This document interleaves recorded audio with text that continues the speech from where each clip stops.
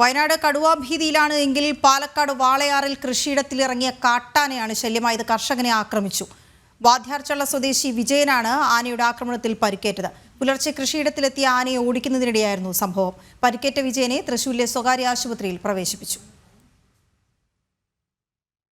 ഇന്ന് പുലർച്ചെ 4 മണിയോടെയാണ് സംഭവം.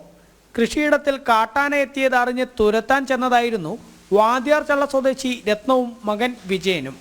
എന്നാൽ ആനയെ ഓടിക്കുന്നതിനിടെ തുമ്പിക്കൈ കൊണ്ട് വിജയനെ അടിക്കുകയായിരുന്നു. ആനയുടെ ആക്രമണത്തിൽ വിജയന്റെ ഇടുപ്പിനും കാലിനും പരിക്കേറ്റു. അത്ഭുതകരമായാണ് രത്നം രക്ഷപ്പെട്ടത്. ആന 4 മണിക്ക് ഞങ്ങൾ രണ്ടാളും കൂടി അവിടെ നോക്കുമ്പോൾ ബാറ്ററി അടിച്ച് നോക്കുമ്പോൾ ആന അവിടെ നിന്നു.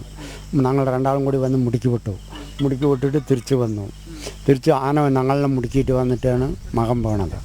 സ്ഥിരമായിട്ട് വരുന്നുണ്ട്. ഞങ്ങളിത് പറഞ്ഞ് ദിവസം വരുന്നെങ്കിൽ അവിടെ നിന്ന് ദിവസം ഉറക്കമില്ലാണ്ട് വിളിച്ച് നോക്കുക തന്നെ. ബാറ്ററി അടിച്ച് നോക്കും, ഇറങ്ങിയാൽ വരും, ഇല്ലെങ്കിൽ പോകും. അവിടെ ഇറങ്ങും, ഇവിടെ വരും, ഇവിടെ ഇറങ്ങും, അവിടെ പോകും. ഇതേ ഒരേ ആന തന്നെ. ഈ ഒരു 10-15 എണ്ണം ഉണ്ട് ഒരു കൂട്ടം. ആനയുടെ ആക്രമണത്തിൽ പരിക്കേറ്റ വിജയനെ ആദ്യം പാലക്കാട് ജില്ലാ ആശുപത്രിയിലും പിന്നീട് തൃശ്ശൂരിലെ സ്വകാര്യ ആശുപത്രിയിലും പ്രവേശിപ്പിച്ചു. പരിക്ക് ഗുരുതരമല്ല എന്നാണ് ആശുപത്രി അധികൃതർ പറയുന്നത്.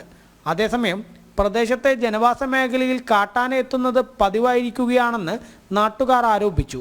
മാസക്കണക്കായി വന്നുകൊണ്ടേയിരിക്കുന്നു. നമ്മുടെ ഒരു 7 തെങ്ങും തൊട്ട ഒരു 250 വാള എല്ലാം പോയി. ഇപ്പോൾ ഒരു മാസമായിട്ട് കൂടുതലാണ്.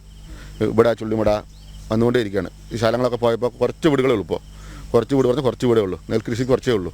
അപ്പോൾ ഭയങ്കര ശല്യം.